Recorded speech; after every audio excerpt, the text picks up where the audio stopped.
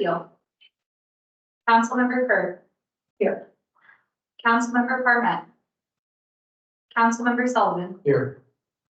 Councilmember Thisted. Present. Mayor Riley. Present. There are 5 members present and 2 absent. Thank you. All right. First item on our agenda today is to discuss the continuation of services for the IGA in Summit County, and with that, I'll turn it over to our interim town manager. Thank you. I think Aaron's walking in. Here, Sharon. Welcome back. Thank you. Good to see you all. Today, Just like let the record reflect, council member Parmet is down here. you've been asking questions and we have been working on a variety of things related to the transition of services. So today is, most of this work session is intended just to get everybody caught up and what where things are at and what priorities we are viewing right now. And you may have some differing views, but this is why we have these work sessions and we can share thoughts.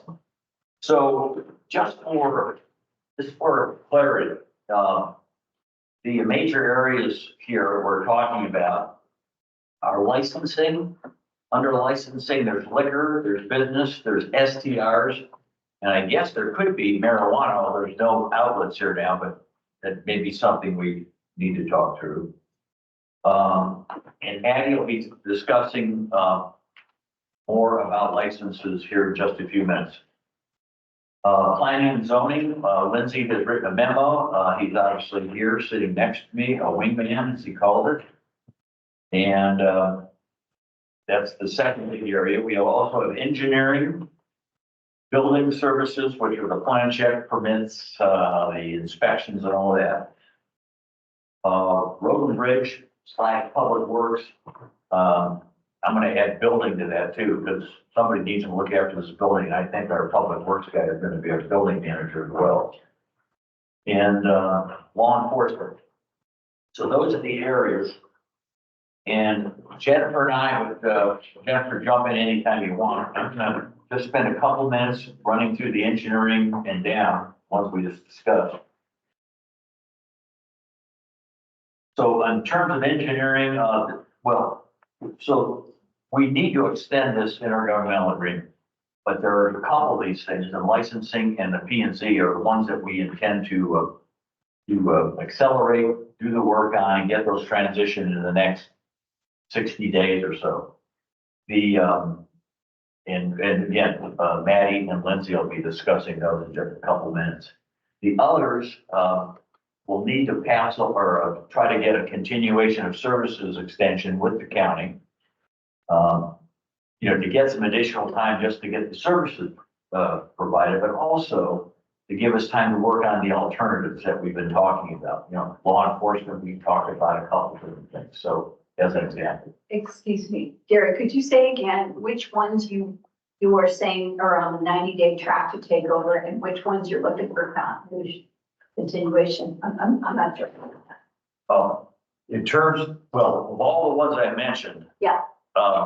We're going to be suggesting, you're going to hear more about in just a couple of minutes, that the licensing, we're going to take over a bunch of that sooner. All 3? The STR, Maddie's going to describe that. Okay. The STR has got a glitch, but we need to get that one done before September 30th, and she'll describe more on that. And then planning and zoning. Lindsay is working hard and committing to get those services transitioned over soon, sooner, like by, again, let's let him give you the dates, the specifics when he gets his turn to talk. So quickly running through the rest of them, the ones that we're going to look for continuation of services. And it's more than continuation of services. It's continuation of services and time to work on the alternatives. So I just want to make that clear. Engineering, definitely want to continue with the county for now. Going forward, I'm not sure what options, what other options there are, except maybe an outside contractor for engineering services. Not What type of engineering services? Talking about engineering services for planning and zoning, or engineering for roads and bridges and both. I'm sorry, Ken, I'm not hearing. Which type of engineering services? Planning and zoning, roads and bridges, or both? Definitely, for planning and zoning. I need, and I'll treat them as a referral agency. Well, yeah, and there's money in the budget for planning and zoning and engineering both to have outside consultants perform the function. Options, as I said, some private outsourcing may be the option. And it's probably something we're gonna have to do in the future. The county, I think, is pretty open to continuation of services, and we're gonna find out more about that. This Thursday morning, Jennifer and I have meetings with Keeley and Dave Rossi on this, and we're gonna learn a lot more. So I'll have some updates, later this week. So engineering, looking to continue, the building, services, obviously, we need to continue with the county, at least for now. Somebody handed me, Carol, the information that you guys are compiling on that committee. I haven't had a chance to go through that yet, but it's, the options there are outside contractor once again. But continuing the county in this one, just as looking forward, it appears, and we hear, Ken and I have heard quite often now, that they don't want to continue the way, under the same agreement that we have had, or that we would like. We would like the same model as the town of Silverthorne has. They are changing the way they do this, and Dillon, for instance, is under the new approach. Well, but Dillon has been under this approach from day one. Silverthorne's been under their approach from day one. The county obviously likes the the Dillon approach. But it isn't like they've changed internally, they've changed views of how they wanted to interface. Gretchen? What's the difference between the Dillon and the Silverthorne approach? As I understand, the difference predominantly resides around how fees are collected and the fees charged. The fee schedule in the town of Dillon, the town of Dillon's, that is the county's fee schedule, the fee schedule for Silverthorne and Silverthorne's fee schedule, and the final approval for the chief building officer function in Silverthorne. That chief building officer approval authority rests with the town. In Dillon, it rests with the county. As a follow-up, can I assume we would prefer the Silverthorne approach? That would be my preference. There's a committee that looked at this. Steve Martin, Carol, Melanie Wotash, and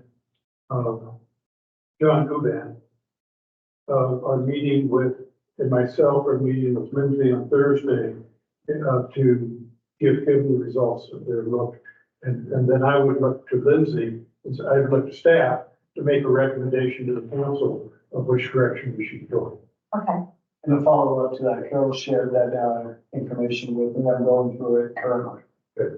So I brought a hard copy in for Gary and Lindsay. I'll send to you guys, everybody on the council, an email version. So you Very can look at comprehensive. it.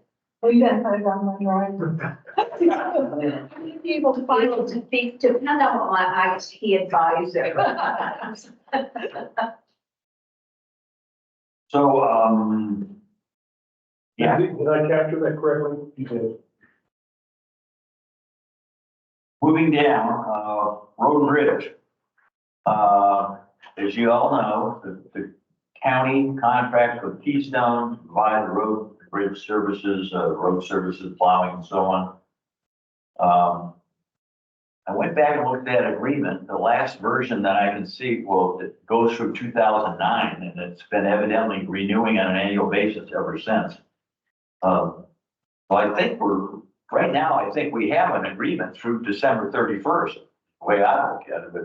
But that agreement is with, if the county continues providing services, we have an agreement till the 31st. If the county no longer provides the services that we do, then we're gonna have to get an agreement. So sooner, but we'll be asking for an extension. And at some point here in the not too distant future, and I did talk to the county public works director yesterday, they would like to just, get that off their backs right now. I think they're willing to extend for some period of time, but we'll see.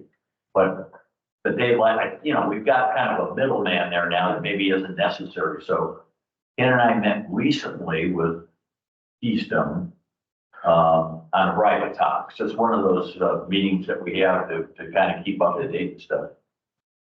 And I brought up the matter of getting this little piece of Oro Grande road that has been a sort of a pain this year because it hasn't been maintained very well, not at all in some cases. And they're willing to pick that up on a direct contract with the town of Keystone.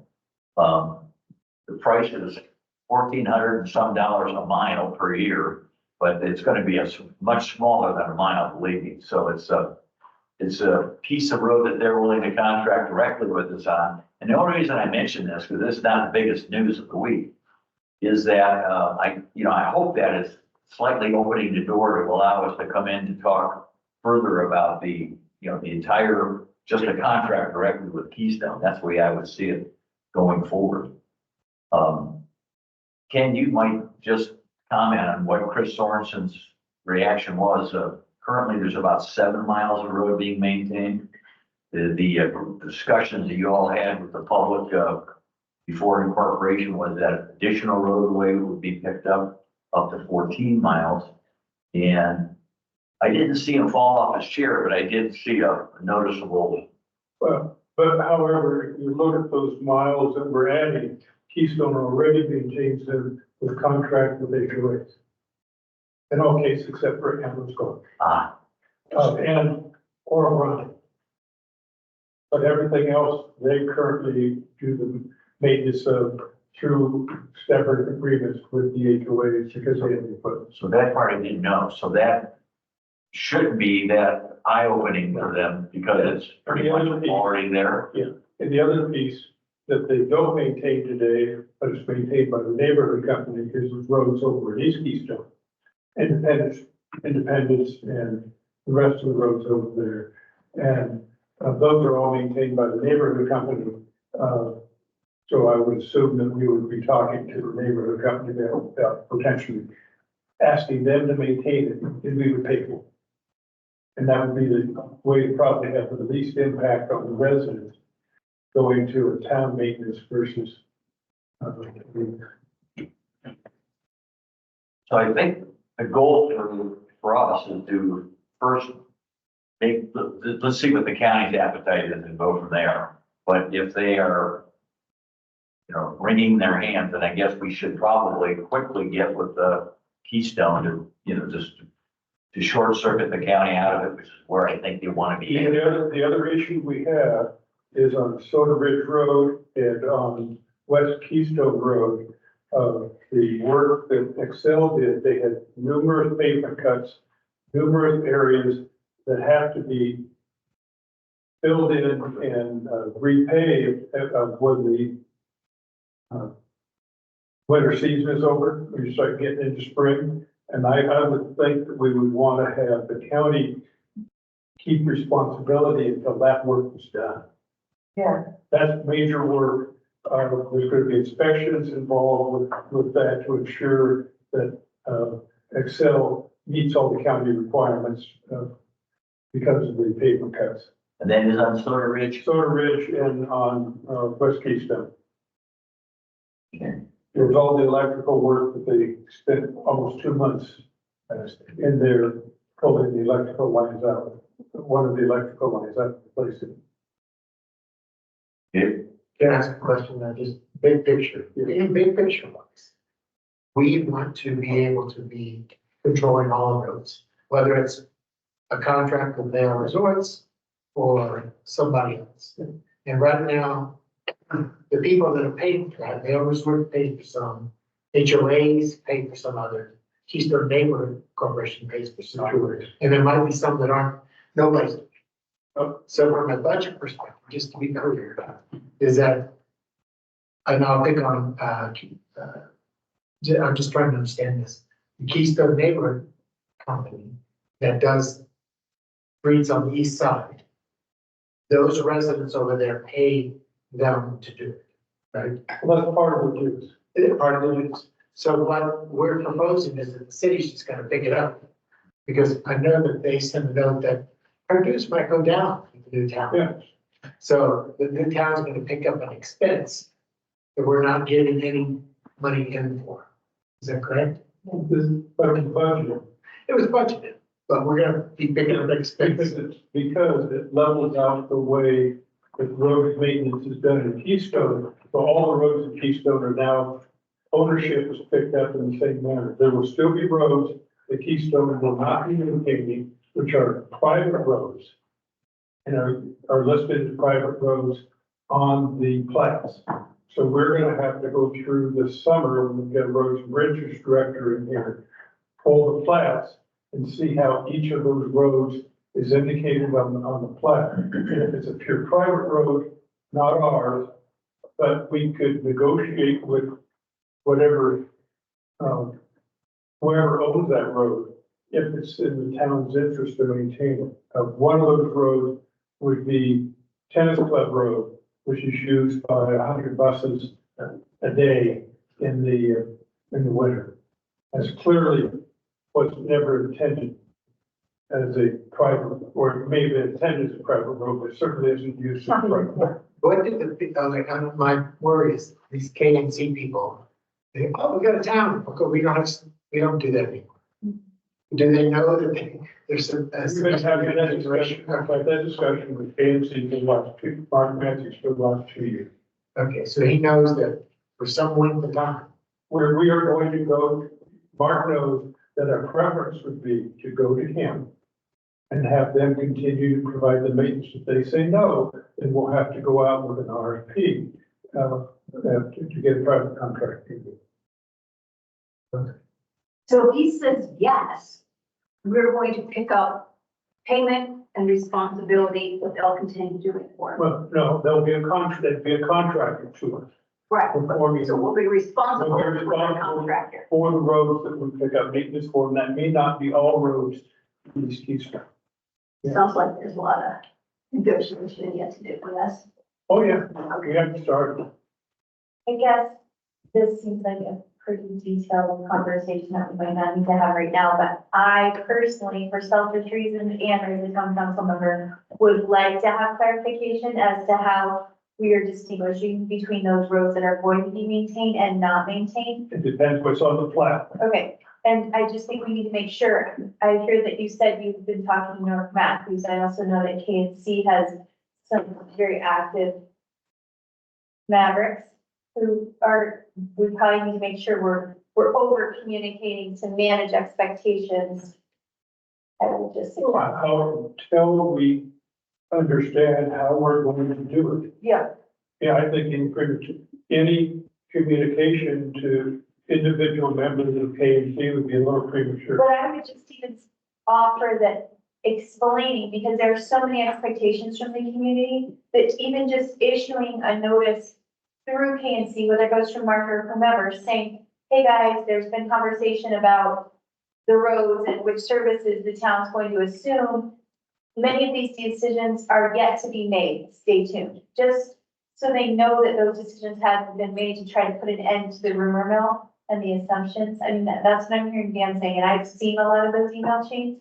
So I just think from a communications perspective that we need to over communicate. If we were going to communicate, I would recommend it come out from the town and simply say, for all of Keystone, Yeah. that the town is looking at maintenance responsibilities Yeah. for roads, and that, we'll be in discussion on maintenance, in roads that are currently not county maintained, at the potential of town assumption of those. Yeah. But many of those are going, like I indicated, if there's a private road like Tennis Club, If that HOA says, no, they don't want the town to maintain it, we would not maintain it. Or like Northport, which has different interests. But I would request that because we're off one of the roads, they stop plowing 3-foot snowdrifts in front of the entrance to our neighborhood. Because it technically is a county road. So if we wrap up and bring it back to where Gary started, there's a lot of negotiation, a lot of looking at plans, et cetera, to be done. So is it your expectation we will be asking the county to continue at the night, beyond the 90? Yeah, and that'll start, this Thursday morning. Okay, Yeah, Gary, I would expect us initially to be looking for continue through the end of the year, for the next term contracts up. Because we're gonna need time for all the other roads to come through and figure out exactly which roads we're gonna be maintaining, at what point on those roads, for instance, Decatur Road, which runs down the hill. You wouldn't take all of Decatur because a big piece of Decatur is really the parking lot. So all the HOAs along there going up the hill, but the town may end up taking Decatur down to the bottom of the hill, which is a common use road, supporting all the HOAs. By the way, one thing that could help me a lot, and then I'm gonna probably drag Lindsay along, is, we could jump in a car with, one or two of you folks and just, let's go do the inventory. Drive it, discuss what the issues are with each one. Is this one in, is this that one in, whatever. Would help a lot when we sit down and talk about this. I've been around Keystone a while, but not to the extent that I know the roads as well as you all do, and who's dropping the plow blades and who isn't. There's also a map that has all the roads highlighted, which we were looking at potentially taking on. That I haven't seen, so we get on that. And one other thing, there is some highway user trust money that the trust fund, money that the county currently collects will now be accruing to the town. So Dan, back to your point, there are some, it may not be associated with some particular roads, but if there are some additional revenues that would be accruing to the town.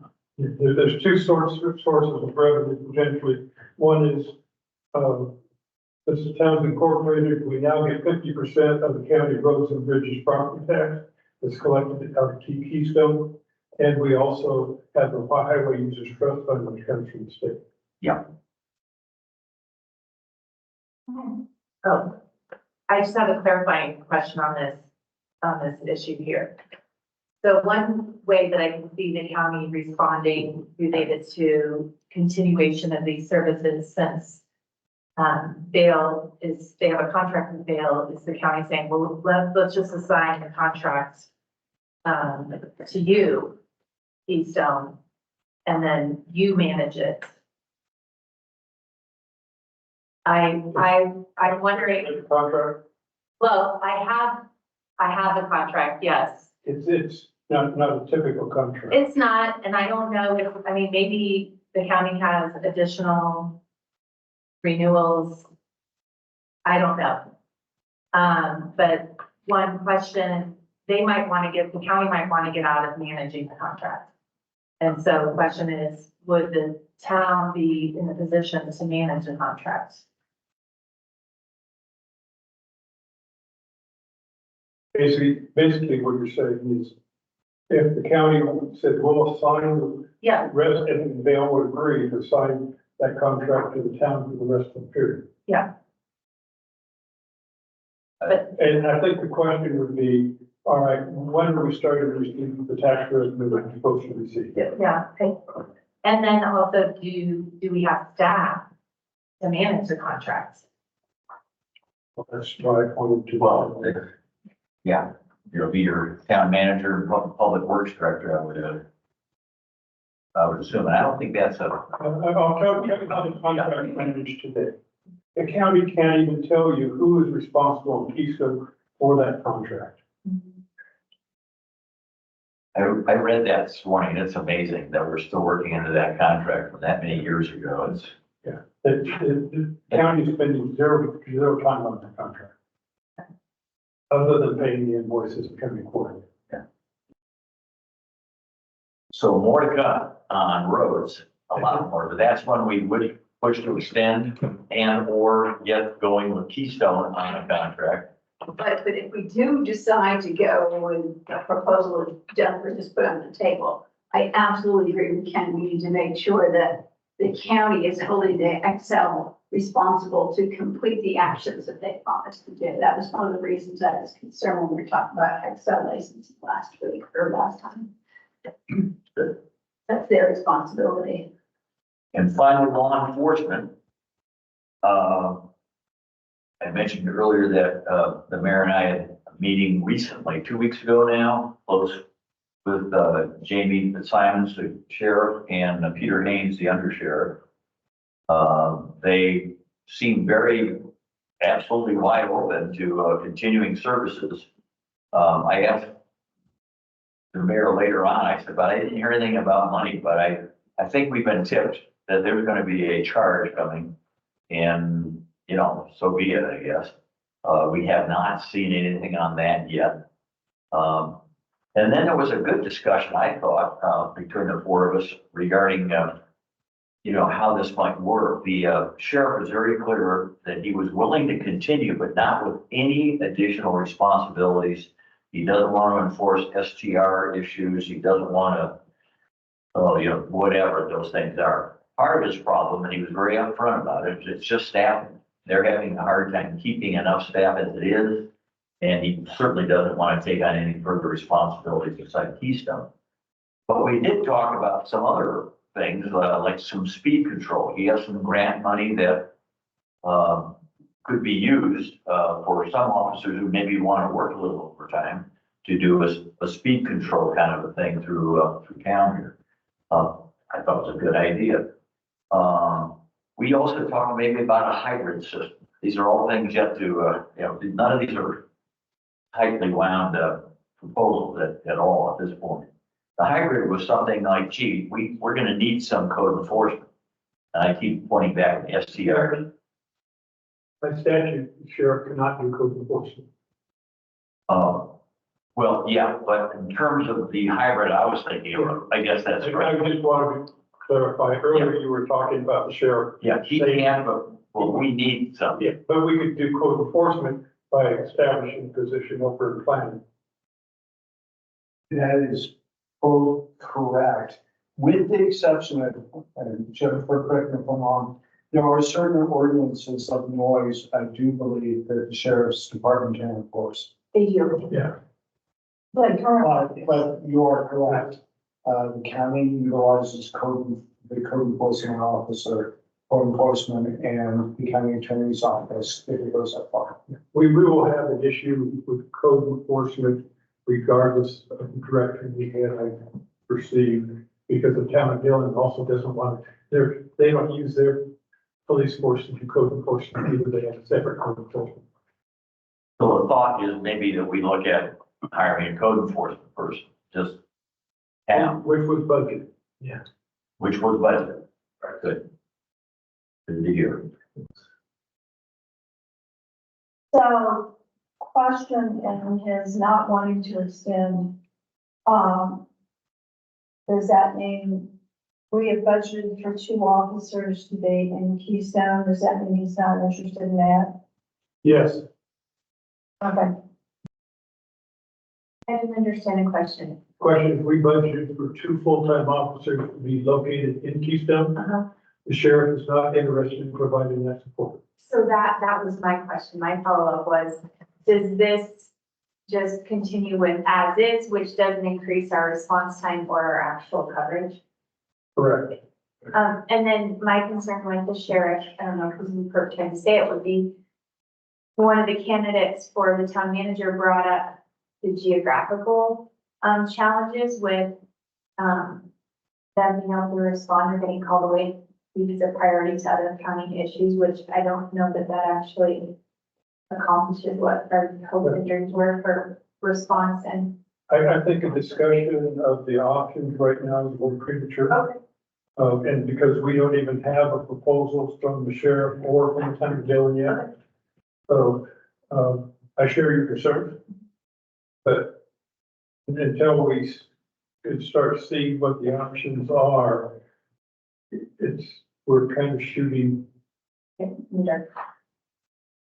But it is interesting to note that they're, even if we continue with the sheriff's office, they're unwilling to meet that one thing that we are promising. Also, I agree with you, we learned some things from our candidates. For example, the additional costs that the sheriff's office is required to manage and would have to pass a piece of it on to us. So I am interested in what's going on, and there's going to be a lot of negotiation to go. And Dylan is still in the mix. Yep, just haven't heard back from me yet. They said it's gonna take a while, and they're busy this time of year like everybody. Okay, thank you. So I was asked, my question is, do we have any idea when we will receive proposals from either the sheriff or Dylan? I mean, Dylan indicated sometime in March. It's now early March. I was gonna say. We'll have an opportunity to ask the question on Thursday. And then, at the managers, mayors, council, commissioners, commissioners, commissioners. breakfast, but, the sheriff indicated that the undersheriff would work out something, and I would expect something this month as well from them. I believe as far as continuation of services, we should be requesting continuation of services now through the end of the year. Yeah. And force the issue to come out of cost. For negotiation. The whole issue of continuation of services right now is to find out where the county's position is on it and what they perceive as the cost. Correct. Which is the question, that was the bigger picture. We've had a debate with them about 3 months versus a year. And so that's not decided yet or not agreed. No, we're still up. We haven't. We have our position, they have their position. Okay, that's what this discussion is about, starting at, Right. I believe. So there's the continuation group. Again, I'm repeating myself. Jennifer and I have a meeting with Keely, the county attorney that's been on this. Also the county attorney that's leaving next week. But I did hear from her own mouth that she would be contracting back with the county for some period of time. And I suspect the IGA is going to be hopefully one of the areas that she'll continue to work with us on. She's been a real help. Okay. Then there's the services that we believe we can get, start bringing in-house. So who wants to go first, Maddie or Lindsay? For your next item on the agenda is planning and zoning. Oh, then. Yeah, well, let's go with Lindsay then. Good catch. I'm going to go first. So, you see my memo, and basically, in a nutshell, is I plan on getting the town of Keystone open for business for zoning and planning related matters on or before the 90 days come up. It's a bit daunting, but Jennifer has been absolutely amazing with regards to what she's pulled off thus far, and I do think it is achievable. Will it be perfect? Not likely. But with that being said, I think we can put an open sign on the front door for planning and zoning. What I did in my memo was there were about 5 large ticket items that need to be accomplished, and we're currently working on it. And by it's the town staff. And Maddie's been amazing with regards to what she has been able to help me with. But basically, we need to adopt the latest development code from the county as amended. We also need to adopt a zoning map. I have cashed in a figure or two to get a zoning map. So we need to adopt that. Stakeholder master plan, we have talked about that. That's probably the reason we need to adopt the stakeholder master plan is because the majority of the land use applications that you will ultimately here, or certainly a majority of those, have master plan criteria. We don't have a master plan, quite yet. We will need to contract that out, but, you know, that is on the, to-do list, hopefully, by the end of the year-ish. So in the meantime, just like the latest development code, we'll, adopt the Snake River Master Plan, and there are, portions of that document that are absolutely definitively important to the town of Keystone. Adoption of our formation of forms, you know, when a developer or a homeowner comes to that door, I need to be able to serve them and guide them through the right process. That does entail the formation of forms and things, and I am quite frankly borrowing and stealing from other municipalities, including the county, to get up and running. And last but not least, the formation of the planning commission. And I believe you saw some correspondence from me today with regards to how that's going to work. And my plan is to have a planning commission up and available by the time the 90 days is up. It's a little daunting to do because there are a lot of steps involved, but I'm going to rely on town council for some guidance. And they will most certainly be involved with the selection process. So, again, Can I ask a question? please. And it's just really clarifying because I don't know this very well. But adopting the land use and the development code from the county and the Snake River Master Plan, how does that work when, like, how does that affect the town's ability to make land decisions or change things? Or, you know, does it hinder us at all? No. Are we gonna need to make amendments? Like, what does that process look like if we just go ahead and adopt those right out of the gate? We're going to adopt it with some very broad brush Okay. changes to it. We Whereas won't be shooting ourselves in the foot. I have looked at that and quite frankly, there are a couple chapters that we don't even need. Yeah, But with that being said, it's gonna be, I mean, a lot of that Snake River. something originally with county, it'll be applicable. Now, are all 750 pages needed? Absolutely not. But the zoning that is currently in place of every parcel within the town limits is either applicable to the land use and development code or a separate zoning document called planning and development. So, Jennifer and I are working on that with regards to getting the bare bones, in place so we can take in applications and review them and get them in front of, the planning commission and town council. But it'll leave you enough flexibility to Oh, do absolutely. what you need to do. Yes, I believe so.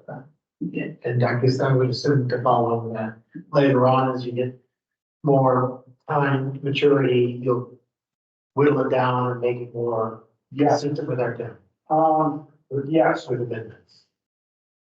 that is the plan. I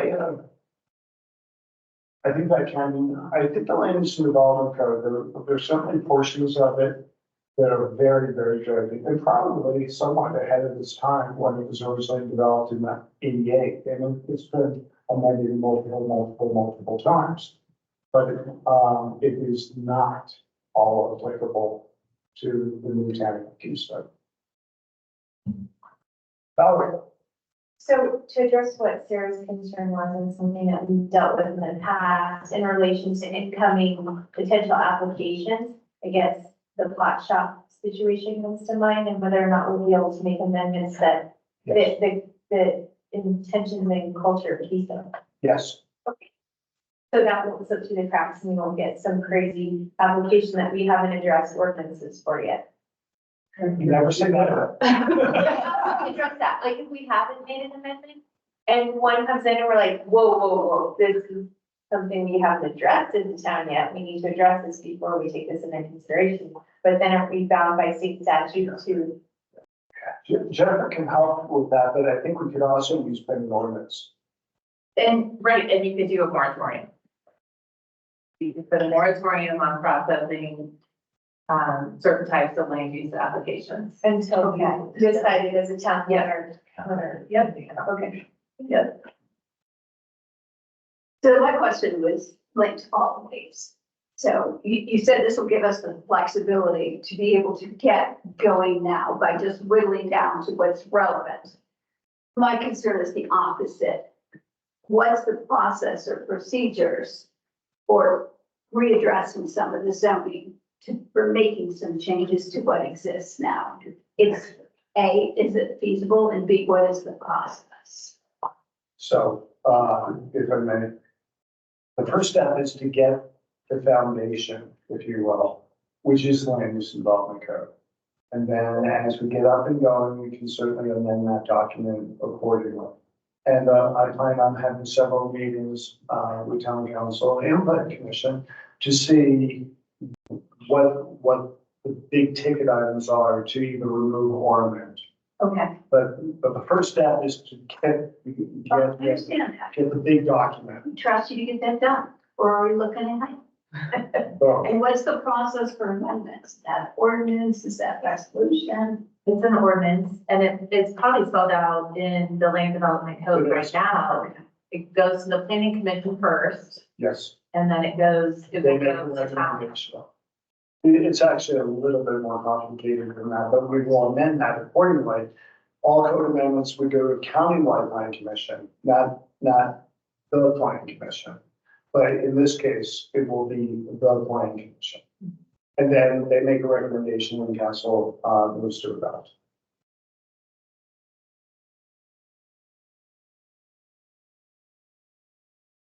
A different question.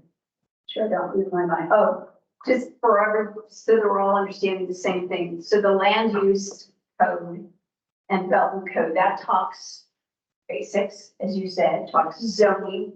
Can you explain where the Snake River Master Plan connects with that? Do we think of that as a subsection of the land use and development code, or is it an overlay that's more specific? Carol, that is an amazing question. And it's one of the first things I tell my planning commission when I get them in place. So a master plan is advisory in nature. So it is not regulatory, like the land use and development code is law, if you will. And then, Jennifer, if I. No, you're good, you're all good. But it is an advisory document, and as I kind of started out with this conversation, there are a number of applications, conditional use permit, rezoning, subdivision, on and on, that have various types of criteria in order to render a decision. In the majority of those applications, there is a criteria that says master plan consideration. So that is how you tie an advisory document, your master plan, into the regulatory scheme of the decisions you make. Thank you. Anything to add there, Jennifer? No, that's perfect. You're just making sure that with your master plan, you're not gonna put a residential in where you designated industrial.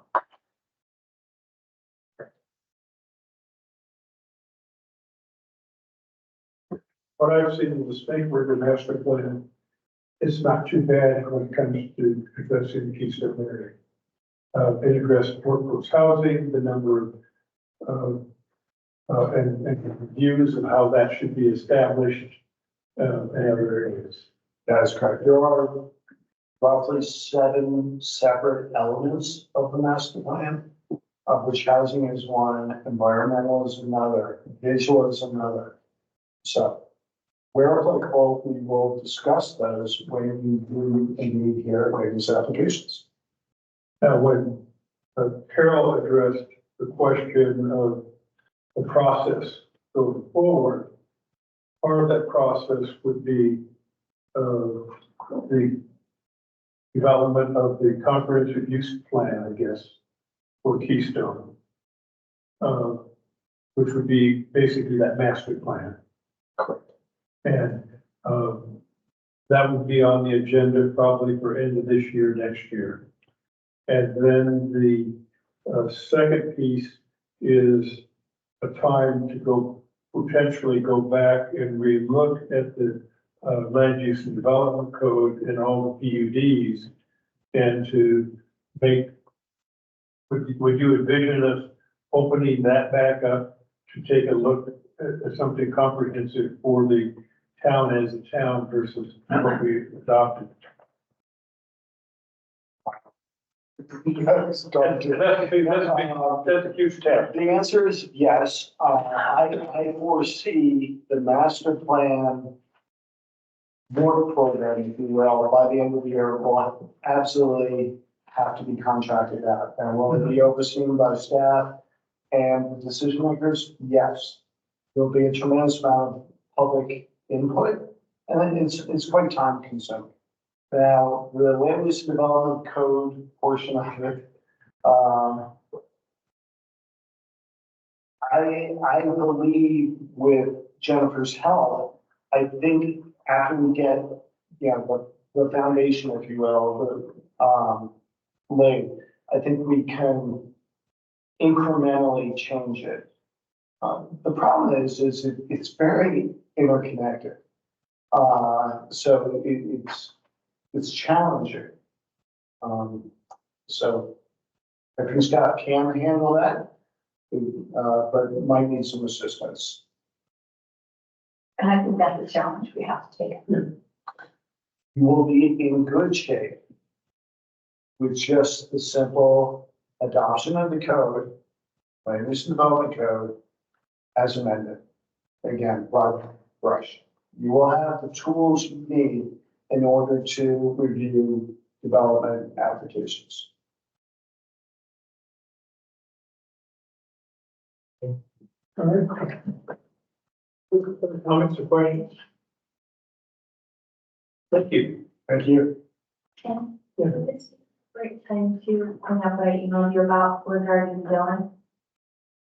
I'm just a random. Go ahead. Okay, so I don't know if anybody, I'm guessing everybody's been reading the paper about the 485,000 square foot proposal on the table in Dillon.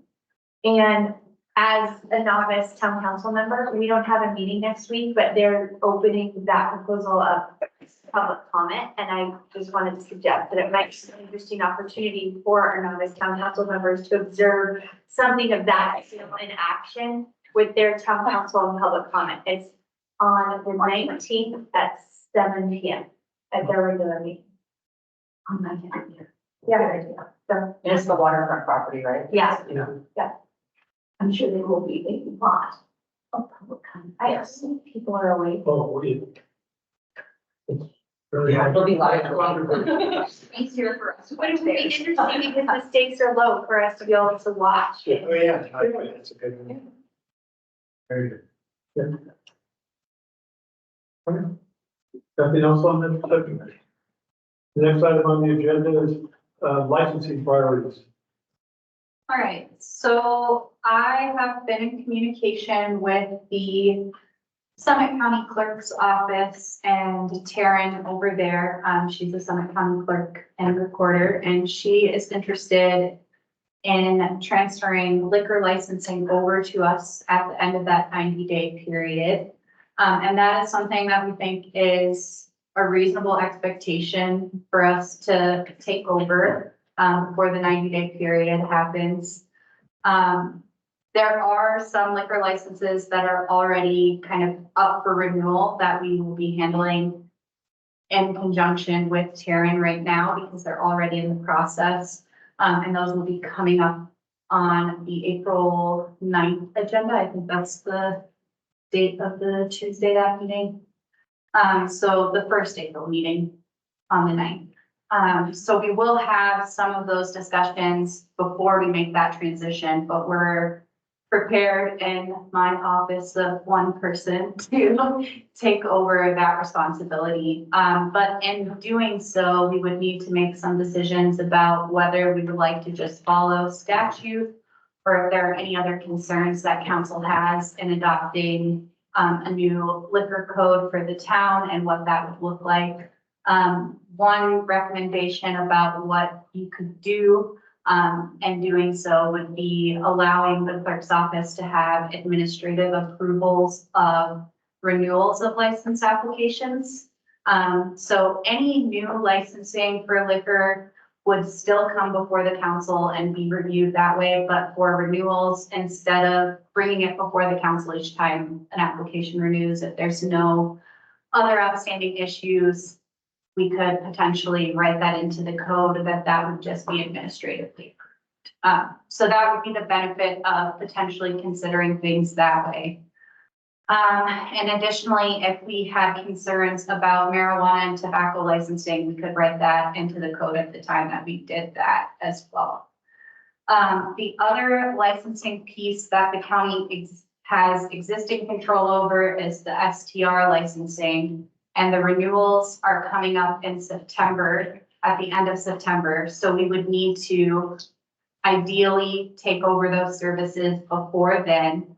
And so that would be a conversation about what sort of code changes we might need to make to that, or if we want to keep everything the same as how the county is handling that.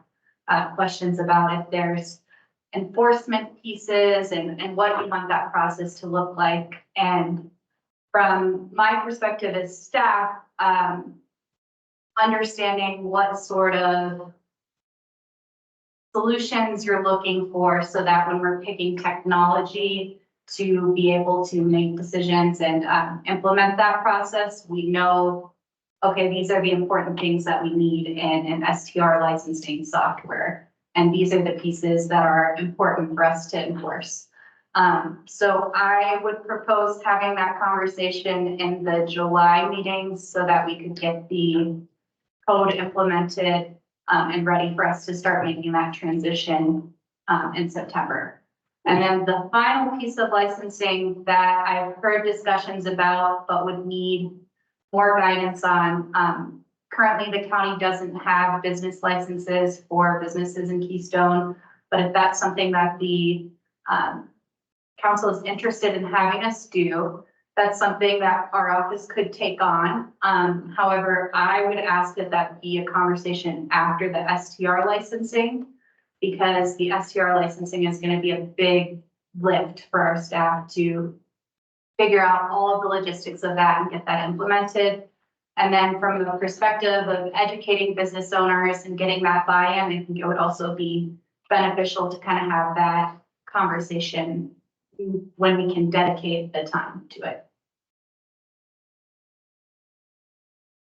Sir? Can I ask a question about, the liquor licensing? I'm just wondering what sort of quantities are we talking about here? Like what kind of burden is that right off the gate for you? In terms of like renewals or, how many liquor licenses are we really talking about? And then I guess the same with the tobacco conversation. How much of a lift is that going to be? Do we know what that looks like? So right now, there aren't a lot of licenses in the town of Keystone, and I don't anticipate that there would be a lot of new licenses immediately popping up. Right. Because I don't know that there's space for that. So, and then we are handling those 2 renewals at the beginning of April with Terrence's help. So it wouldn't be a huge lift immediately for us. Yeah, I think from a volume standpoint, we're probably talking 30+ liquor licenses in the community. Yeah, can't. be bad. And although I don't think there's more liquor licenses, you would think because of how they're allocated. And probably half dozen or less tobacco licenses in the community. Just from a tobacco standpoint, just think what stores sell cigarettes in the community. So it's not a lot. No.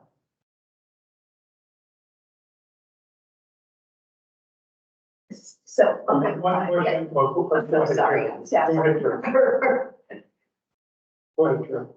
The big issue in, other areas I've lived in is always caps on liquor licenses. I know we're not there yet. Is there a place where it can get smart about what goes on with liquor licenses in Colorado? In terms of like just reading what the statute currently says. So they have a liquor enforcement division with the state. And they've got a website that's got all of their outlines of what the current statute is and what that looks like. Okay. And they go by the LEB. Okay.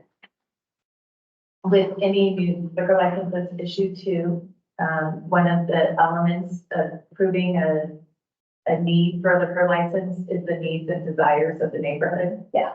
And so if you're saturated in terms of the number of liquor license, the number of liquor establishments in a particular area, then, if you have testimony from the public, you don't need this liquor license, there's already 5 liquor establishments, then you can say that they haven't met needs and desires of the neighborhood to issue a liquor license.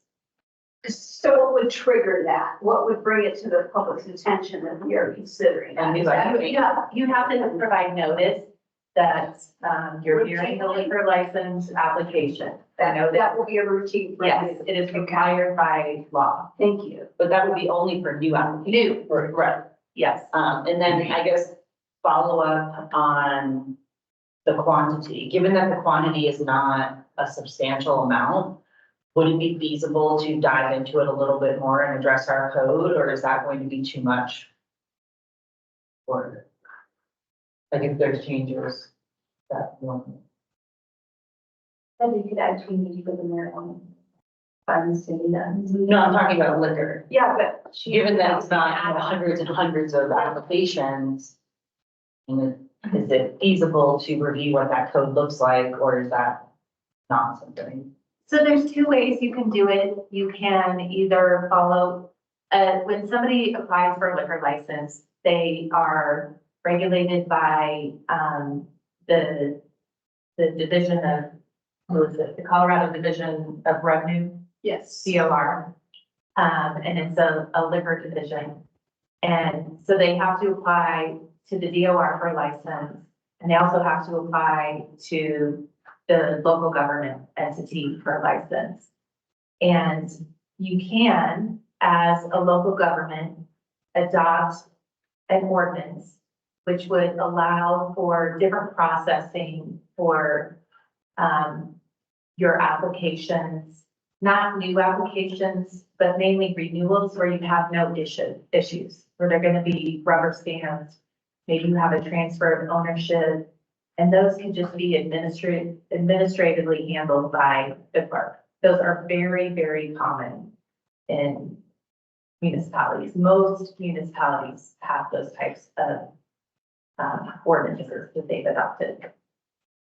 That's great. So in other words, if a person, say, establishment has an existing liquor license, they have had no violations in the last year, the clerk's then granted the authority to administratively approve the renewal, but if they have had violations in the past year, then they would come to the council for approval. Is that what you're talking about? And at any time, the way that the code would be written, your ordinance would be written, is that if the town clerk felt that it was a license that needed a renewal that needed to come to the liquor authority, town council sitting as a liquor authority, the town clerk could refer it.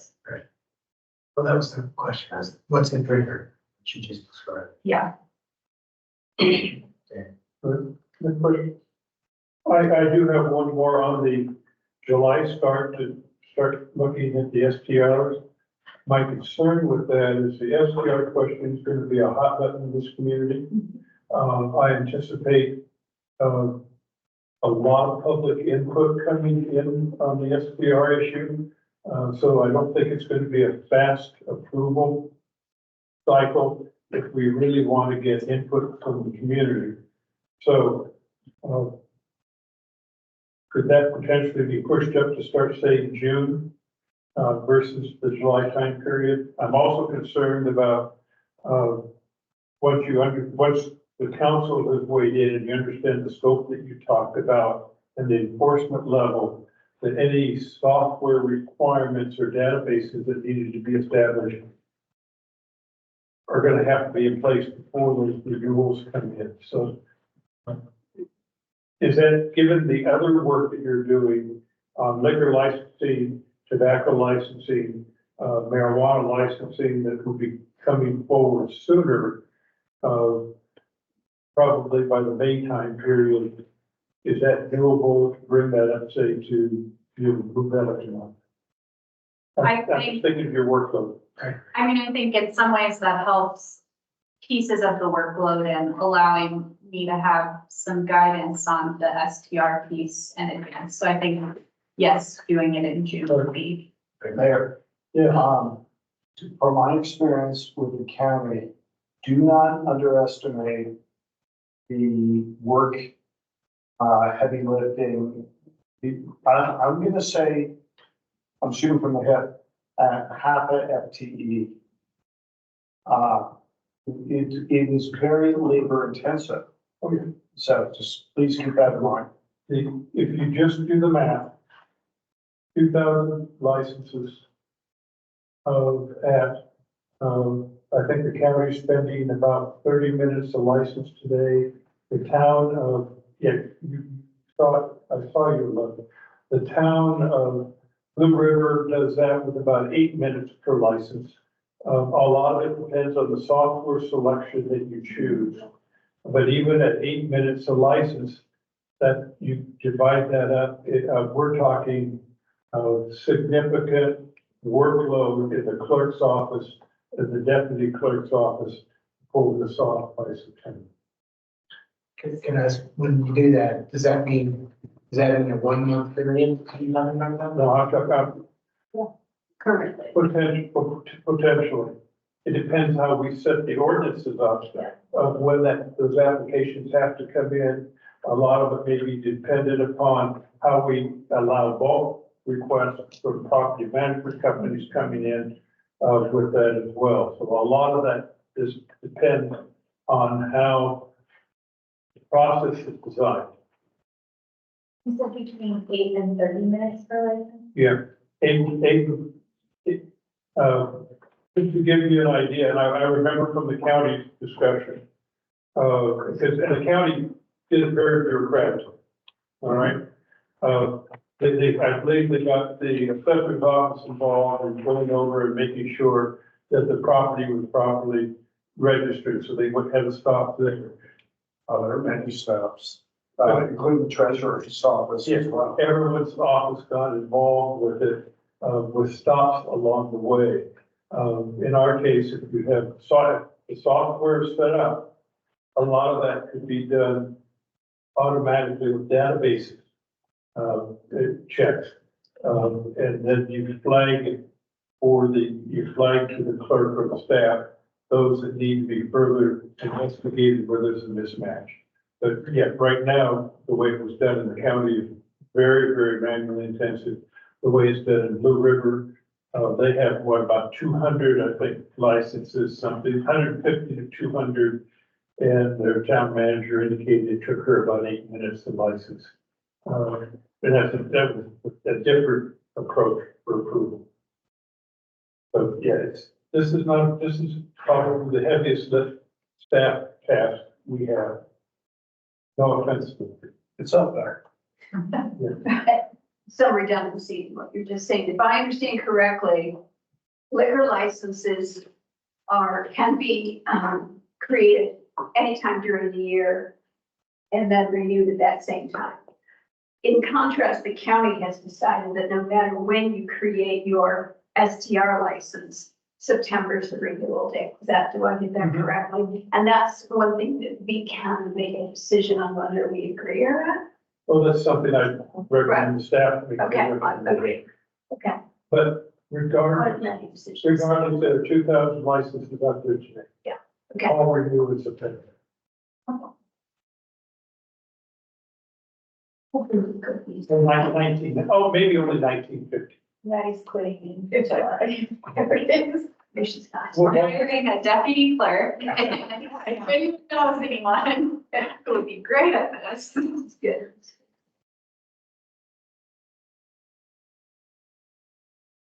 So June for STR discussion. What were the other ones? The liquor and tobacco, trying to get those done Right. in 90 days. And then we'll look at business license later. And business license sometime in the fall, which doesn't exist. It doesn't exist. Right. And you don't have to do the tobacco licenses Explain. Well, I'm actually, I don't think any of the municipalities that I work with has a tobacco license. I'd have to check. Hmm. Do I think almost all of the Summit County do. they? Okay. It's an option. You don't have to. The tobacco, we only have it. Okay. And in other jurisdictions, do they get a count, a state license and then that's it? I think so. I mean, I haven't looked into it, but the other, There's separate taxes. Right. So somehow they have to, right, so they get taxed. And in our case, we also have a nicotine tax Yeah. received from the county, which is Yeah. a fairly hefty amount, about $50,000 a year in this community, so. there is an IGA about that. We need to, Yeah. that's something to talk to Keely about. One other comment, just on the business license, I think it's, well, for a lot of reasons, you just heard, it's good to maybe push that back a little. But you also may have a bit of a sales job with that, because there's Yeah. no business licenses now.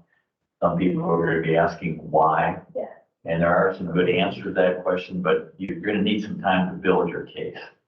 Well, And I have the same question, why? But we can talk about that later. one quick answer is, let's make sure that everyone who has a business license is also paying sales tax. And there are more positive. And the same, there are other things too. There's some other things regarding the quality of service offered. Right, That's what- protecting the community. That's why, and the cost for it's $75. Well, it's good, but it's been a discussion. That's gonna be a discussion. So that is that's the plan, the outline of the plan, anyhow, to go forward in those ones you've heard about, and then we'll be working on some of the elements. Not that the other ones are punted, we just need time to work on it. So for instance, law enforcement issues. Let's get the extension as long as we can, and then work on, hopefully we'll get some return from Dylan, some feedback, as well as the county in terms of the dollars and cents that he wants to share. So it's, so they're all in a way works in progress. Just summary to be accelerated a little bit differently. Can't do it all at once. Is that generally okay with everybody? Is there any of these things out there you want to push forward or move back? Sounds all right? Yeah, sounds good. Good. And so for the next 2 months, the primary drivers on our council agendas are going to be the ordinances required for planning and zoning, as well as the ordinances required for liquor, marijuana, and if needed, tobacco. And you don't have to issue any marijuana licenses. You can prohibit marijuana. And we could. Yeah. I'm not sure I would want to open that firestorm up in this community. Okay. Again, I'm just gonna be my communication strong. I know people have an opportunity to read our minutes, attend meetings, but I think over communicating with the community, just so they understand what our priorities and how we're rolling out this process is really important and will help build credibility. So I don't know what that communication process will look like from your guys' staff perspective, but maybe just going above and beyond to put out a communication about what we're considering for this process. Yeah, I think you mentioned that email, and we've talked about this as a group a couple times, that we ought to be using some of our communication techniques, website, others to keep the town updated on what's going on. So I'll just say yes, and we'll get after that. It can be short little, paragraphs about Right. what we're doing. So, And I think it would be beneficial, at least monthly, to come up with a monthly newsletter or something that could go out, and not via mail, but via email and potentially accessible on the website and potentially accessible to social media. It's a push. And if people sign up to the website, is there a functionality that we could do an alert? Like if you post some new update, like FYI, this is what's on the council's radar right now, that could send an email, out to those people who signed up? Yes, so the incorporation list that I got, I have that set up on a MailChimp server right now. And then that MailChimp link is at the top of the meeting agendas page. And so if folks click on that, they can sign up and that can be the notice list. Okay. And it's right at the top of where that is, but I can move it to other places on the website too. Thank you. As a total side note about the newsletter, Centennial has a really good one. So if nobody has seen it, I'd recommend looking up that one. They have all kinds of stuff in there about like street sweeping, like every little thing about the community. You know, they do like a 5-pager. It's really good. It's full of pictures. So just a side note. Their electronic one? Yeah. Okay. And board those two better. That'd be great. They're great. I'd be interested in one. Yeah.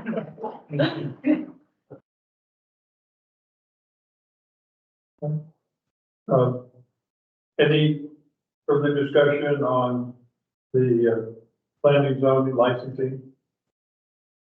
Then let's go on to the last item, membership and representation. And this is the one I'm gonna admit to you, I just haven't budgeted the time correctly to get all the information I wanted. But we can just take a few minutes on this, because some I don't know that we need. Well, and what I'm talking about, other information is, do you have alternates you need to appoint as well as the primary one? Is it primarily staff people? Is it primarily council members? Most of them are both. And what's the frequency of the meetings? When are the meetings? So those are the things that I intended to get and just haven't.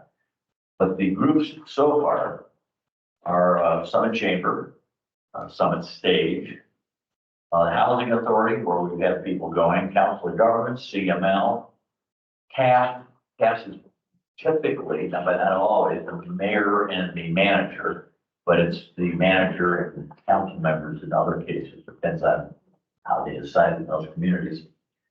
The Intermountain Transportation Planning Region, and it's now called the IMTPR-East. They just split, or they're about ready to split it. I think they actually decided that last week. And that's one of the ones I need to get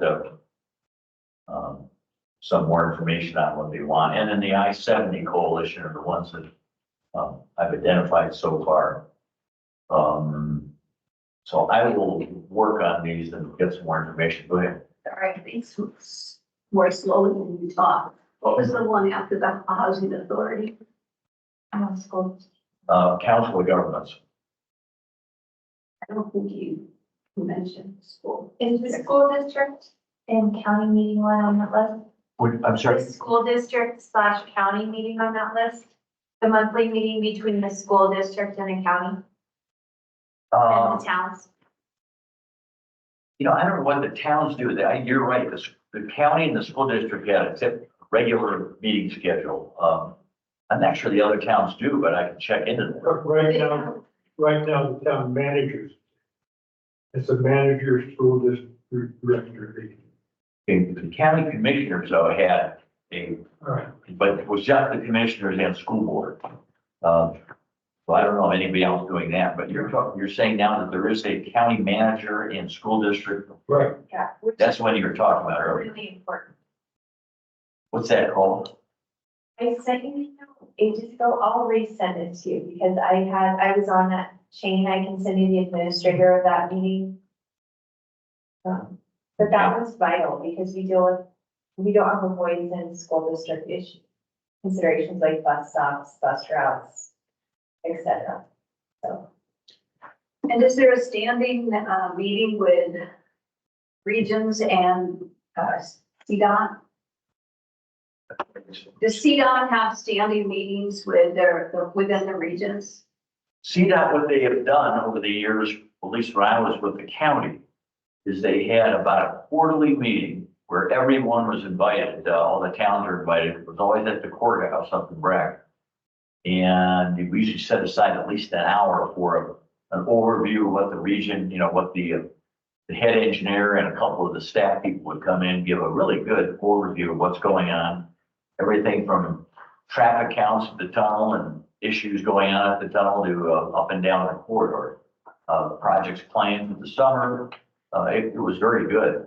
So that's one we just I need to get some information on. It's not so much you need to have a rep for that. Anybody can go. No, but I think we'd want to make sure we had someone from the town going. Eventually, when we have a public works director, that public works director would probably go and represent the town, I would imagine. The town manager, of course, but, I've attended a number of those. I know Gretchen has attended a number of those. There tend to be semi-annual, I think, October and May type period. But they do go over all the projects that are going on, and there's an opportunity to talk about priorities with them, and try to get, and all the towns do attend that meeting. And I think I think at least you and I are on that list at this point. I have to go back in my emails, but I'm pretty sure. But that would be one we would want to, have attendance at. This is just gonna take a lot of phone calls, I guess, and that's fine. I can get that done. But it's interesting that there hasn't been a flood of information coming to us saying, hey, you get ready for our committee. I think Margaret Bowes is maybe the only one from the I-70 coalition. And cast. And cast, sure. So, At the risk of sounding like I'm trying to build the list, do we want to have regular representation at the Board of County Commissioners meeting? It's, people, towns attend when usually when there's a topic, a specific thing. Not a bad idea, but. you can get the agendas. And those, I get those weekly. And if there's something that is of interest to the town, I think we would want to attend. In most cases, there's absolutely nothing in there that impacts the town. If we're going to. Gretchen, do you? Oh, I was just going to suggest that what you did, which is if there's a topic, let's send somebody, but if not, let's do it. But you also get the agendas for the work sessions too. Yeah. Because we've attended some of those because they're really hardly. Yeah, you can sign it. You can sign up again. Okay. I would, before we go off of this today, the Combined Housing Authority, which meets once or twice a month, I do think we need to appoint someone or agree on as a council on representation now for that. Just to ensure we have a continual presence with them as they're going through the decision process. Valerie and I've been attending and I'm willing, I think we're both willing to continue. Is that okay with the rest of the council? I mean, unless somebody else feels super passionate, but I've been doing really. No, you enjoyed it. Very good information. Yeah. All right. So Valerie and Gretchen. And I think our presidents might remind them that they need to approve our. I think it, and can I just ask, what is that going to be voted upon or? We talked about future, that's the answer we got at the last meeting. But in the budget, it's really ambiguous, so Ken might be able to address that, but in some places it indicates they might be considering us for the second half of the year. The actual numbers on that are contrary. It suggests a bigger portion of the budget than just half the year, so we haven't gotten an answer. And in fact, when that budget went in, it was before preparation was complete. In fact, that budget went in before we even expressed the interest because we wanted to be a member. So it's.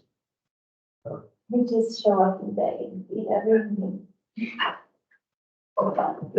eventually, and again, that's predominantly a meeting of the manager and the managers and staff. And some of the towns tend to defer more to staff than others. In our case, for a lot of these, if we're small, we don't have a large staff, there may be a heavier lift that the council may want to take in providing alternate attendees. I just wanted to add that they're in the midst of moving their offices, renovating, and there is some lack of, what appears to be lack of organization that I think is related to the move, plus they're just now hiring a new executive director. So they're in a little bit of turmoil. I think it's her word just turnover. And not, they changed all their officers. And if at any time Gary is staff, there's a time when you think it's more relevant for the town manager or a staff member to attend, I won't be attending. Me either. But we've learned a lot. Let me ask a couple of things, a couple of others. We have the open question of the chamber, the state summit stage, but that's really the transportation, intergovernmental transportation thing. Yeah. I still call it the summit stage. I think they call it the transit board now. Yeah.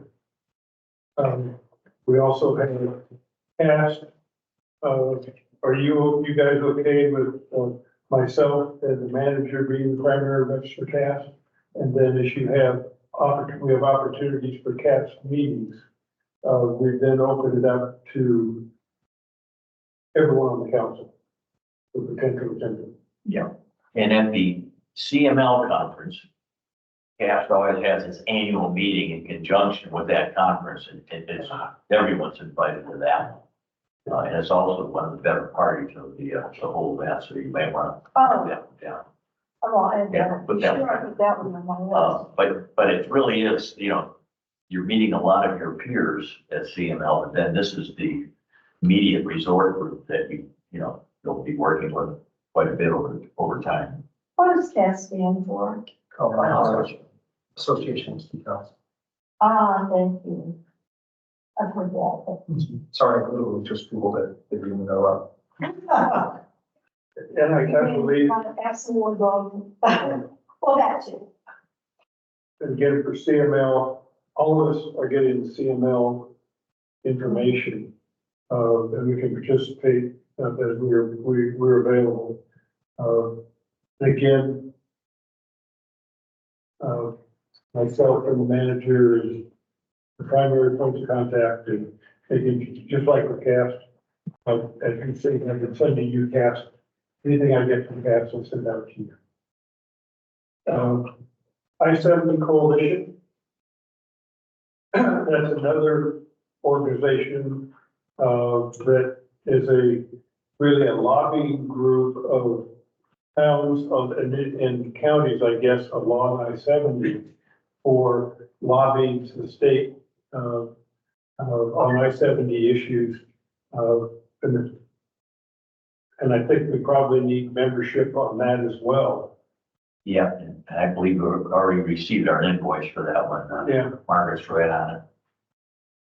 And so the question is, would someone like to be the lead for the I-70 Coalition? And we're talking issues that impact the hazmat trucks and everything like that. I would potentially be interested in that. Do we know the meeting frequency and time? I have no idea. I'll be your alternate. I'll fit in. I would be interested in that. All right, Aaron and Valerie.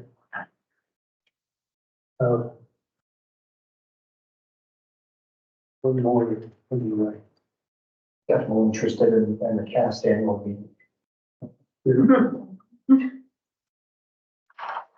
And any other big ones in here? I'm sure there's a lot of other intergovernmental stuff going on. Council of Governments used to be a monthly meeting, but I think you've pared back. Again, that's an easy one to follow up on with John. And what is that? It's rotating around. You go to Walden maybe 1 month and Aspen the next.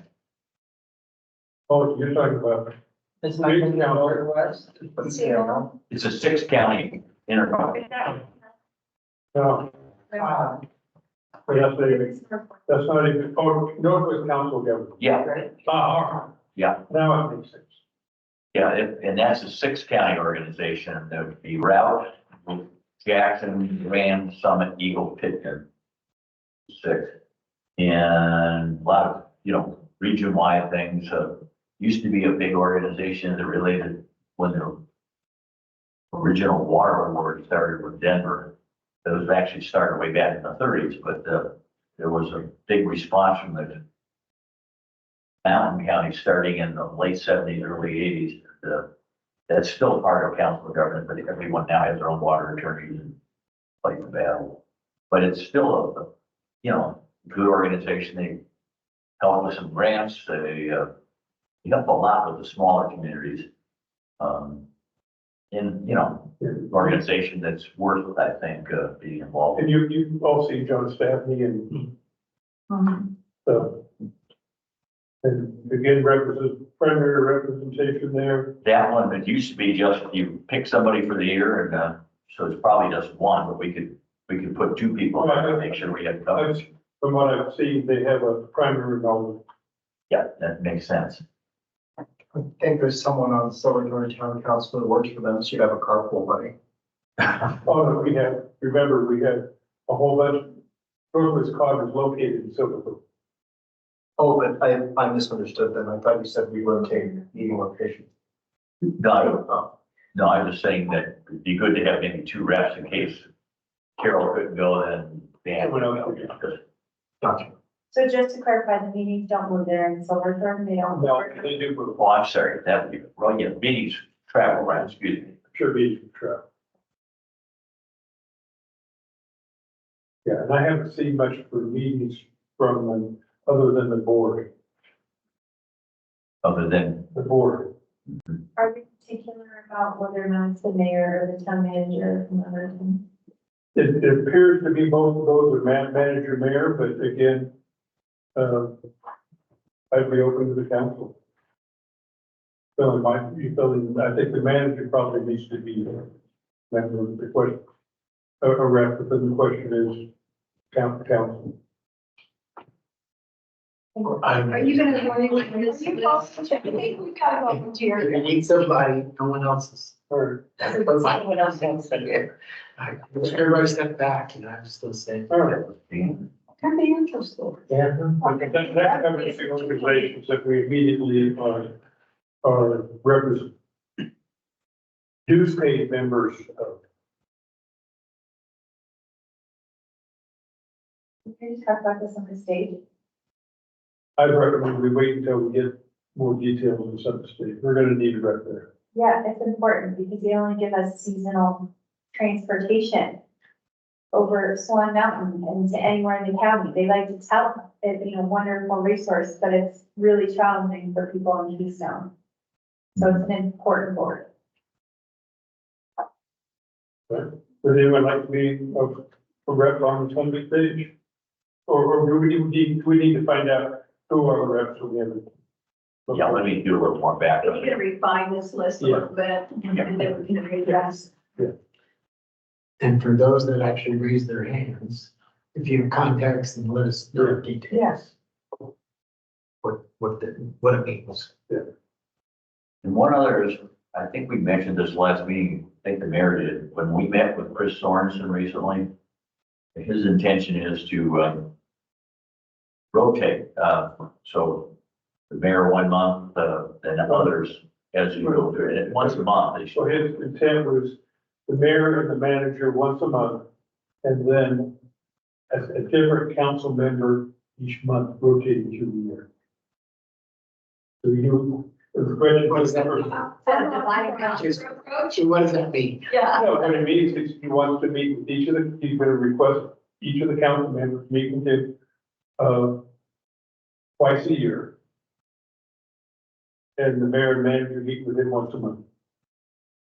And I'm. He wants to get to know each of the council. Oh, we are, okay, that's good. For 30 minutes, exactly. He's doing his. It's for Yeah. you. Yeah. He wants to establish a Well, they're relationship. our big partners anyway, so we. Yeah.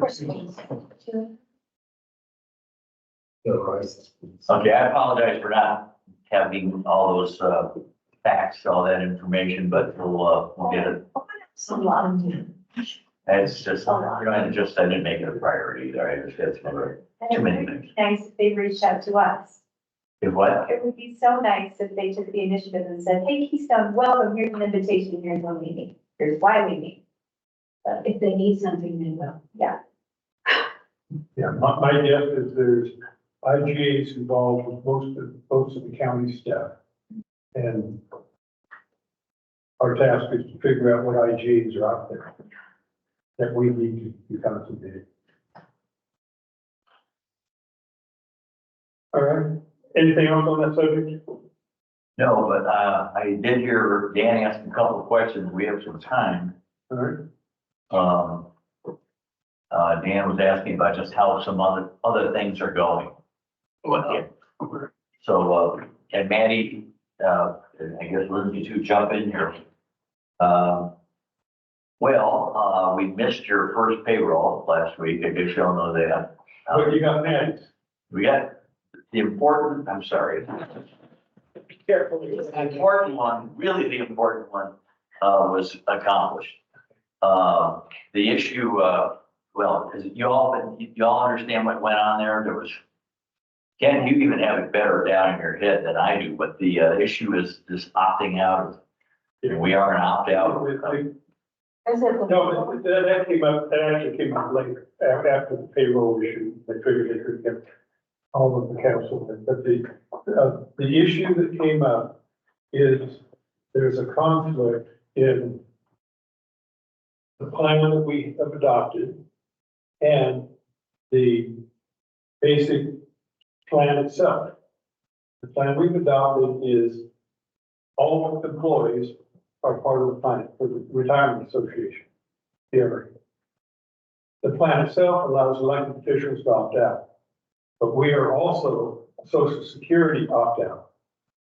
So that basically the latest interpretation that they had was that trumps the ability of a council member to opt out because the town has opted everyone out of Social Security.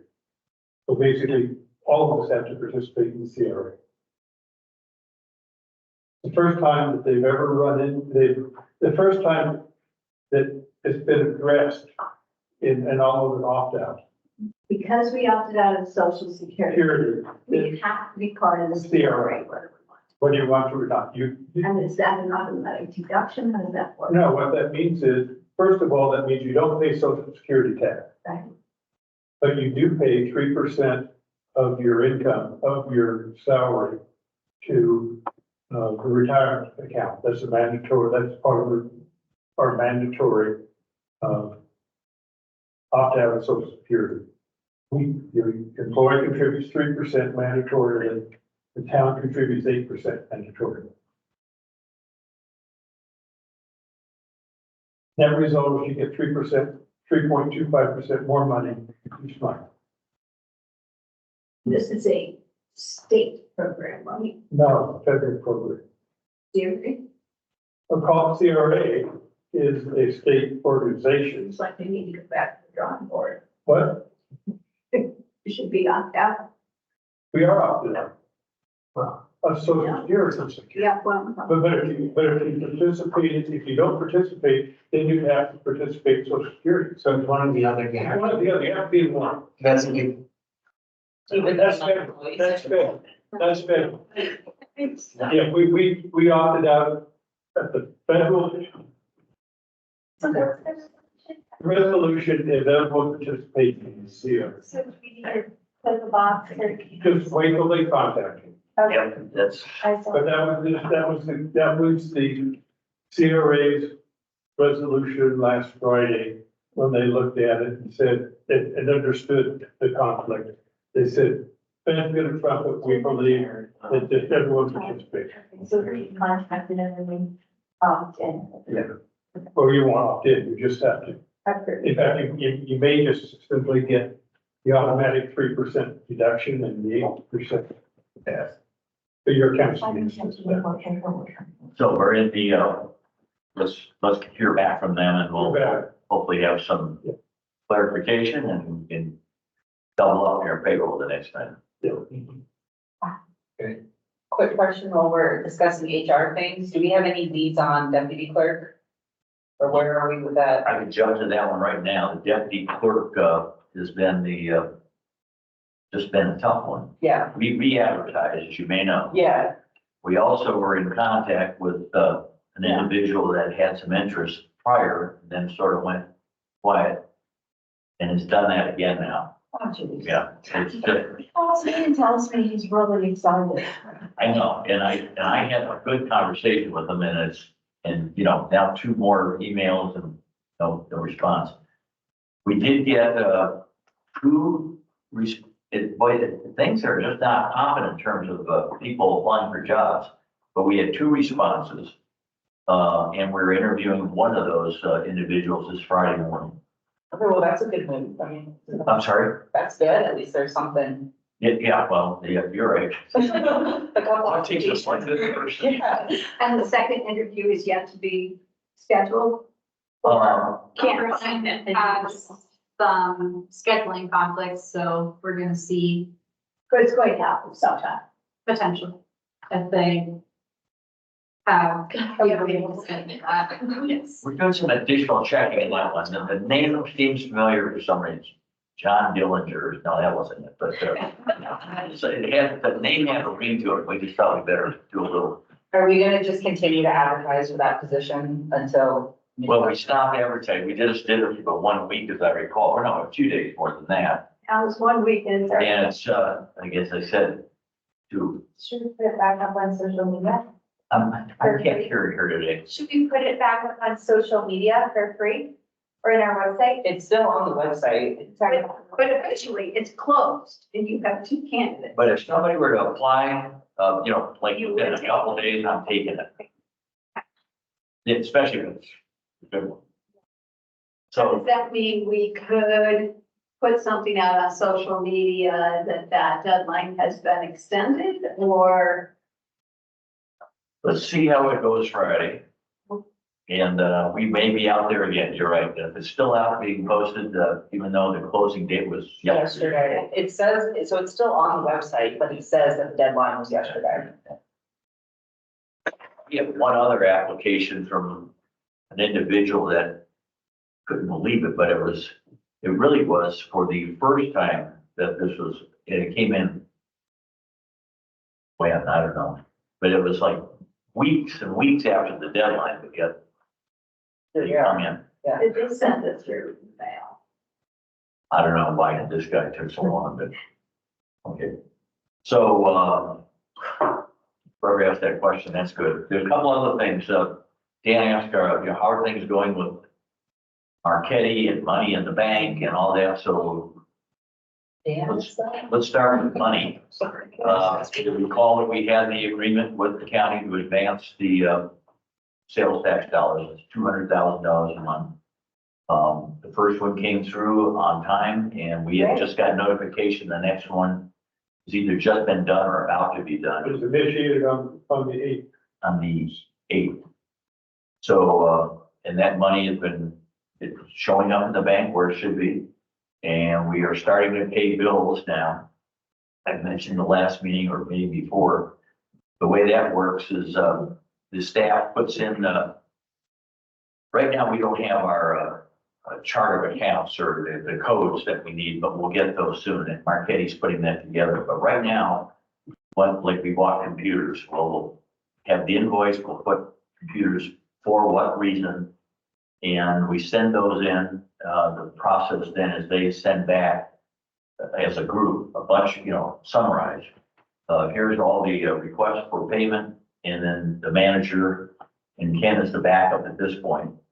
We'll go through the list and approve or knock out ones that don't seem right or aren't, well, there may be some other questions about. And that then gets sent back to Marquetti and they disperse checks. or electronic payments, and as the case may be with those vendors. And it's all electronic process. Yeah. You're not paying any invoices. I would think they'd give us a proposed chart of accounts. Yeah, and that hasn't shown up yet. Did Beth mention anything about that, Manny, when you? Beth said that we would get that by the end of this month. They shifted some things around when she took on us as a responsibility. So it wasn't something she could get immediately done. But she's gonna get that done before we do the reporting. So it's in process. Yes. And speaking of which, they plan to do their first financial report for council, review. And we believe that is going to be for the next meeting, 2 weeks from today. There would be hopefully prior to that, I guess, something that summarizes what dollars in, dollars spent, dollars approved, or expenditures approved and dollars out. Hopefully we'd have something before that to make sure it looks right, but you'll have that coming. Has that process started where you're actually submitting invoices to them and, into their system? Yeah, Maddie, you want to talk about it?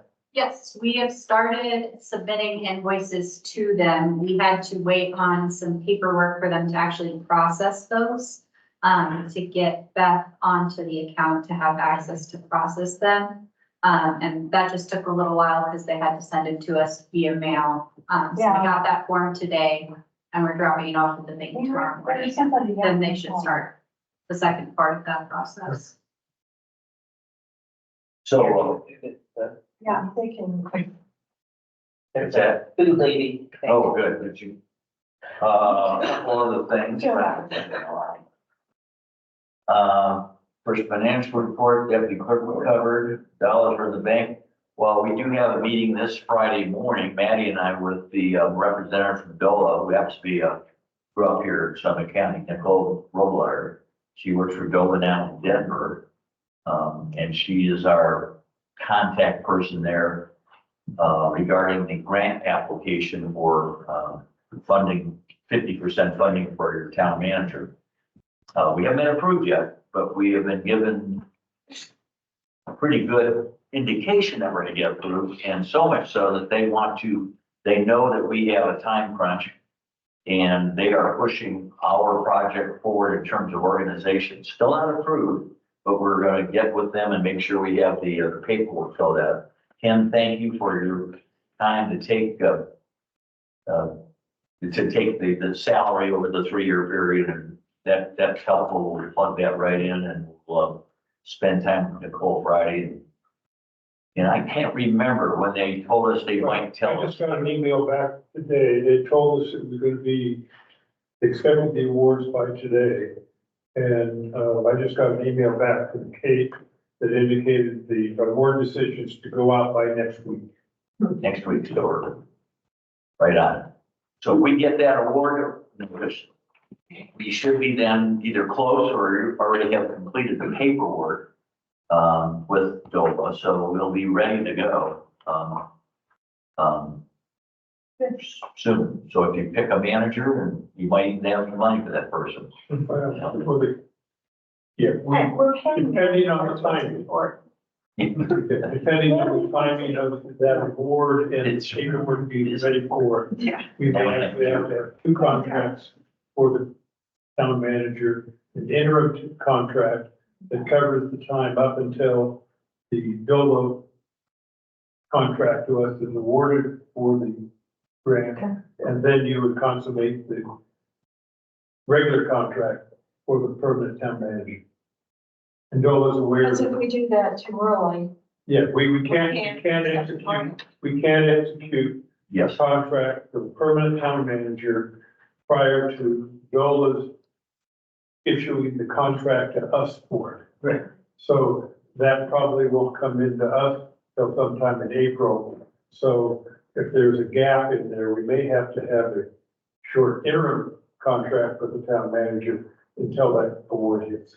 Yeah, that would be the case. And that will make any Hopefully things work out. town manager uncomfortable. A little nervous. Yeah, we haven't told them. Hasn't been communicated. That hasn't been communicated. Yeah, we just won't get the extra money. That's right. Oh, the end, well, Right. yeah. So It it should make it well, it doesn't matter, Yeah. it doesn't matter on whether we get the grant or not on the hire. Right. Well, if we don't get the grant, we're still gonna hire. Right, well, somebody said that you should be nervous. We should- No, but what the person's nervous about is a termination of that annual contract. We may choose not to hire, not to consummate from the contract, we could. That's what the fear would do. Fire anything, do policy and. Yeah. But the severance associated with that.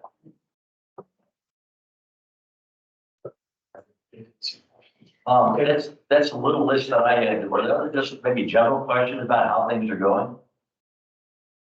Is our staff happy? I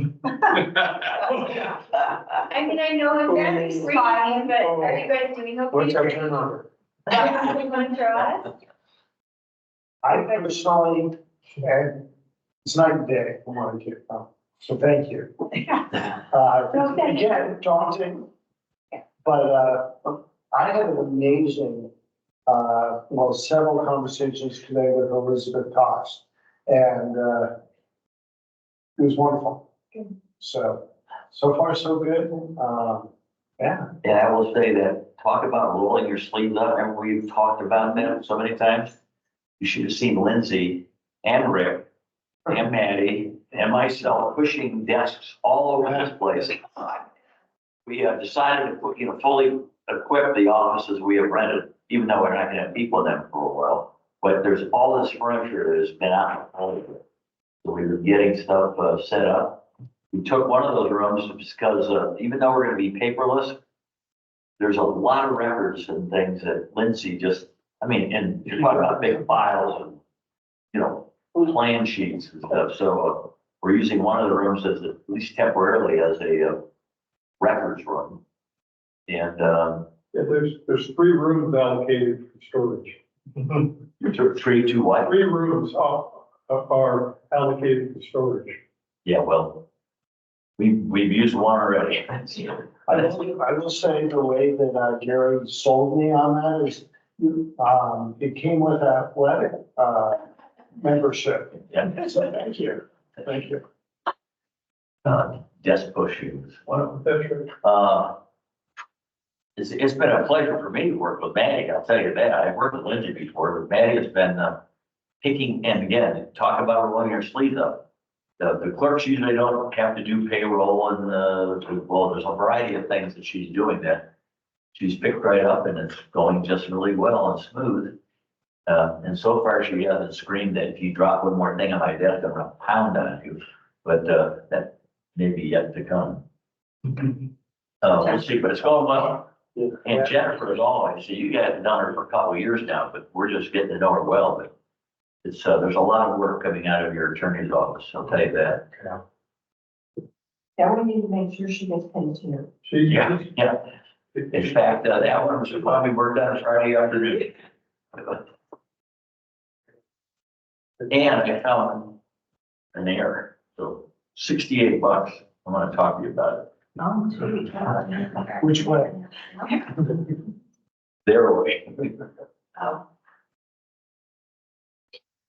That's all I have. There's just other general stuff. We have JJ's tonight, Valerie, for dinner. And then the evening meeting.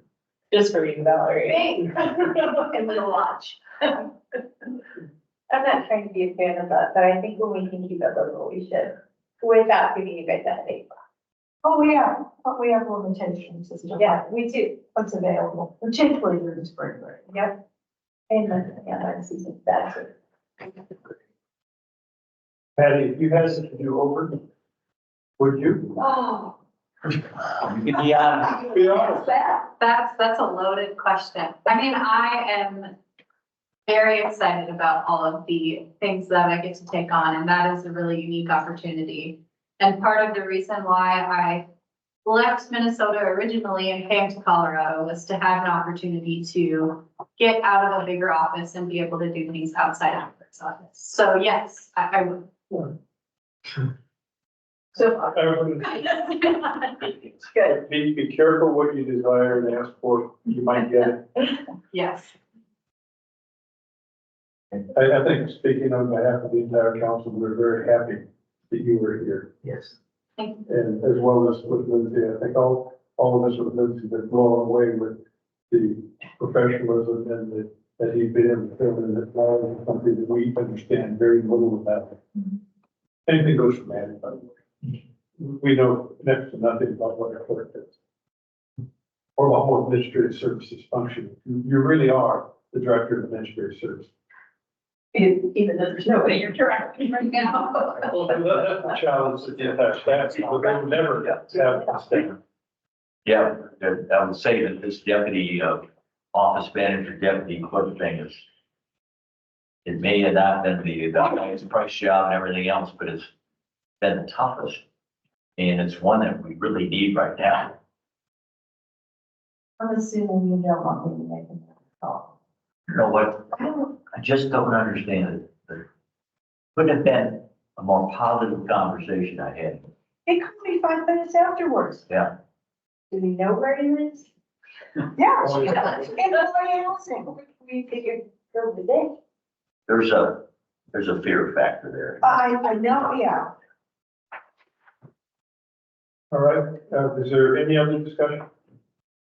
In that case, the meeting is adjourned.